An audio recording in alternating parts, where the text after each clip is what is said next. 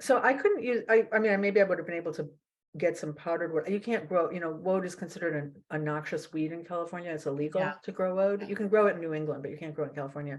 When you dip with woad, is it like indigo that it comes out green and turns blue? Or is it? Yes. Mm. And it doesn't ever get as dark as indigo can get. That I know. Yeah. It's you if you're a fan of like my favorite movie of all time, Henry V with Kenneth Branagh, the French, the Dauphin is wearing this gorgeous blue coat, and it was all woad. Yeah. Like What was another empire? It was a huge, entire towns, entire regions with like little McMansions and things, and then indigo came along and bang. Yeah, and woad has a kind of almost like a kind of cornflower look to it. It doesn't have that murkiness that I love about indigo. Yeah, it also doesn't have that green undertone that indigo always has. And talking about all this, color was just really, it's just, I had to control myself from writing a whole book on color. Please write it. A different book. Blue is, the ancient Greeks and many ancient cultures didn't even see blue. It was there, but they didn't care. They didn't. So Homer describes the sea as wine red and the sky as bronze. There was no separate word for blue in ancient Japanese. There was no separate word in Arabic, in Lakota, like around the globe. They didn't see blue. So blue is one of the most magical colors of all. And then, eventually became everybody's favorite color. So, yeah. So will you tell us about who are you dyeing with? Who are you getting dyeing lessons from along the way? Well, I was kind of doing it myself a lot. That one I was doing more online. Dyeing, I think that dyeing, ideally, you would do in a group, one of the things that was hard about this project was that I couldn't do it in community at all, and that everything was shut down. I did it all during lockdown, and I don't know, I can't remember anymore what I thought at the beginning. If I thought, oh, well, this is just, I know, when I think about with my daughter who was still in high school, then I'd say, oh, honey, don't worry, you'll be back in school in a few weeks. Or don't worry, your summer, you'll do your summer plans. Don't worry, the next summer, you'll do your summer plans after high school graduation. It just went on, and you didn't know that. So I don't know when I started, if I thought that I was going to start this thing during lockdown, and then, that would just be for a little while, and then I'd finish it. I don't know what I thought, but I never had that opportunity to learn and do this in community, and that's one of the sadder things for me, that I was just kind of isolated. But we all were. That was part of the experience. Yeah, exactly. It's funny, we just have a comment from SVM who says, okay, but speaking of blue, was it planned or accidental that y'all are all wearing blue, leaning more toward indigo than indigo? I actually wore my only blue raglan sweater in your honor. Oh, it's very beautiful. I just think it looks good on Zoom. Yeah, have more blue. This actually is, I did not make this, but it's a sweater that was bought for me for my 60th birthday by one of my very best friends. So I wear it all the time, kind of as blue is just a good color. It's just a good color. It's my mother always dressed me in blue because I have blue eyes and blonde. And that's a whole different. In a previous book, in Cinderella Ate My Daughter, I wrote about the whole history of why pink was assigned to girls and blue boys, and that was not the original assignation. It was originally backwards, the other way around. Blue was feminine and pink was considered masculine. So just, you can read that book if you want to read about that. I think that's fascinating. I want to know. Also, the title of that book is fantastic. Cinderella Ate My Daughter. All right, so here we are. You've got your dyed yarn. How'd you figure out to make your sweater? Woohoo! I worked with a woman named Frenchie Denoy at Aroha Knits, who is a designer and a yarn coach, and she kind of coached me through. She coached me through doing that. There was a lot of I started to freeze up around the math involved, knitting math. So she was really helpful in kind of just going basically I'll just interject that was one of the moments in the book where all along I was just sort of checking off names that you had mentioned, and I think it's really cool for knitters and crocheters and spinners that your book, I don't think was intended in this way at all, but it serves as a really nice sort of contemporary picture of the knitting community. Oh, nice. Because the names are all names that are really familiar, but only if you're pretty deep into this knitting thing. Yeah. I'm thinking, you talk about Clara Parks, Christine Bihar, Frenchie Denois, Gay Glaspie, Pussy Hats, like you talk about what happened with Ravelry, which I guess was right before the pandemic, but it's the kind of notice of our world that to have it factually reported on, for one thing, was, I just really thought that was like probably an unintentional but a great gift to knitters. Well, thank you. To see our world reflected accurately on the page by in a mainstream way. That's not just us. I've been hearing that a lot from knitters, and I both really appreciate it, and it also sort of pisses me off that you have to feel that way. You know what I mean? Like, always pissed off about it. Yeah. And I will say that putting this book out, I feel like I've run up against that too, even though, because I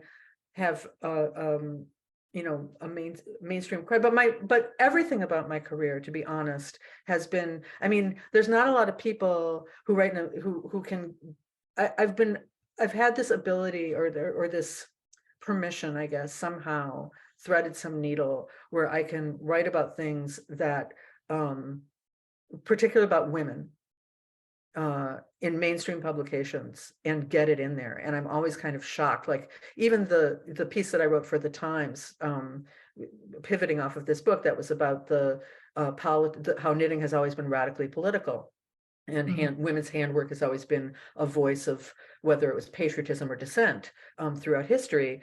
Not an easy thing to get into the Times. And so I'm grateful that I've been able to do that.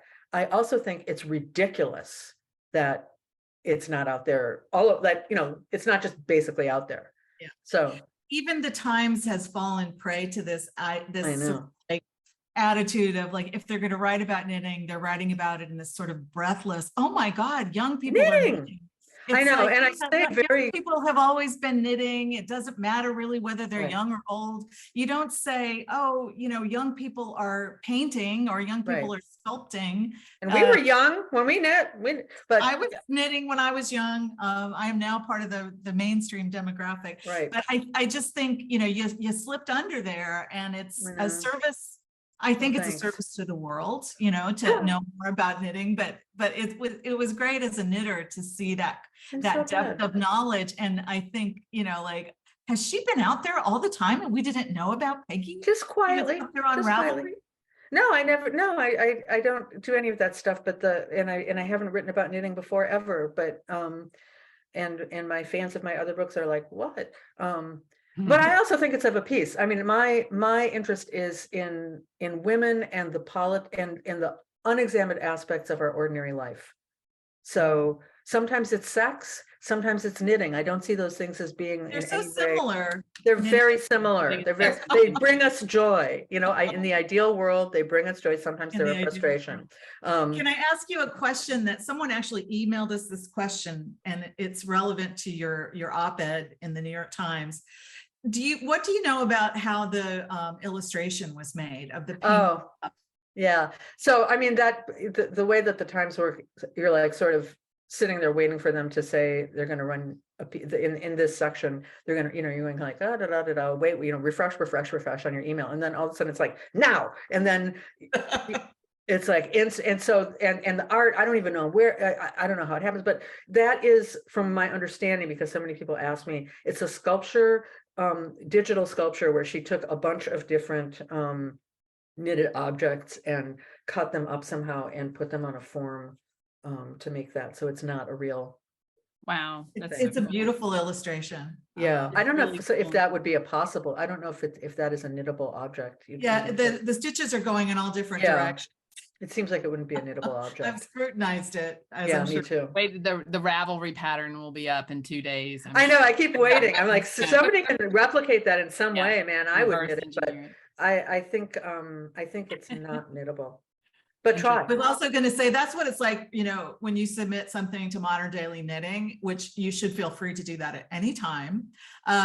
You know, we're like that too. We're like, you know, wait. No, we're going tomorrow. Yeah. We're not Yeah, like and also, that. can I just, I mean, I would just like to say, this thing about mainstream media not really respecting craft and women's work in quotation marks.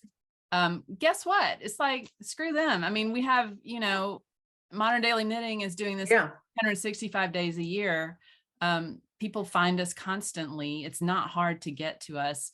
It just magically shows up. And the entire knitting world, I mean, Kay and I met on an online message board for Rowan Yarns, you know, And so we had jobs, you know, we had like jobs. we were Wow. busy, you know. So, Yeah, it's a funny balance. I always feel that, you know, that sort of insider outsider thing. It was the same as I was coming up in magazines. I worked in magazines for many years, and I started my career at Esquire just by chance, even though I had done like college internships at Ms. And they would always, the men there would always, and that was considered a mainstream magazine, right? But they would always say, be careful about working at those women's magazines. Once you do that, you never come back. And so I became like this woman who wrote about women's issues, but for mainstreams, that is men's magazines.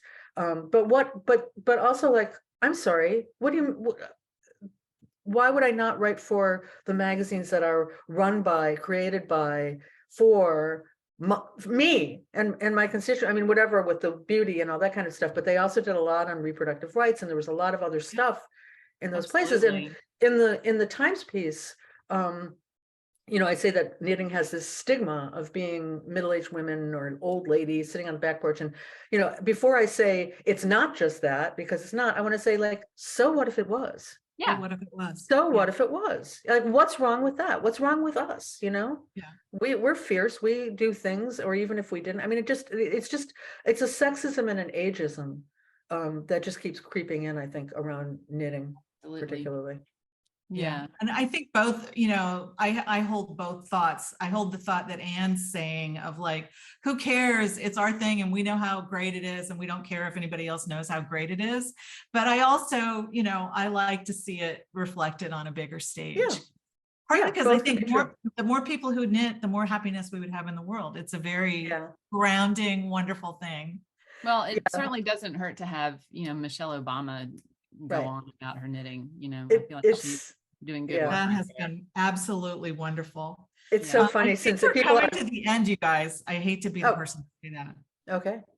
Well, I was just going to say that people keep now wanting me to teach them to knit. I keep saying, I don't. oh no, I'm not going to do that. Thank you. send But- them to us, Peggy. We'll teach them. all right. Now I know.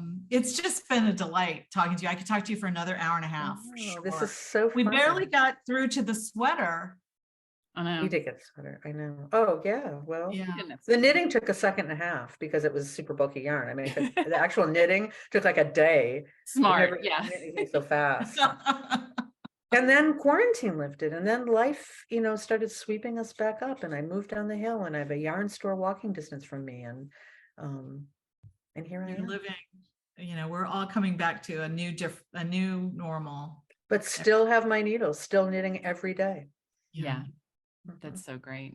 There's no life without knitting. Oh, Peggy. Thank you for doing it. So much fun. I hope we'll see you again soon. We'll just come out there. Okay, let's go. We're heading Let's out. go. You're invited.